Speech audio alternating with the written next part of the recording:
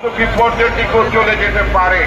আমি বহুবার বলেছি, বাংলাদেশের গণতন্ত্র সংকটের মধ্যে আছে, দেশ একটি ট্রানজিশনাল ক্রাইসিসের মধ্যে আছে। এই সময়ে যদি সকল রাজনৈতিক দলগুলো যদি পরস্পরকে সহযোগিতা না করে, নির্বাচন অনুষ্ঠানে যদি সহযোগিতা না করে, তাহলে বাংলাদেশের নির্বাচন বিপর্যয়ের মধ্যে পড়ে যেতে পারে, যেটা হচ্ছে আওয়ামী লীগ এবং ভারতের নীল নকশা। আমরা আওয়ামী লীগ এবং ভারতের নীল নকশা বাংলাদেশে বাস্তবায়ন হতে দিতে পারি না।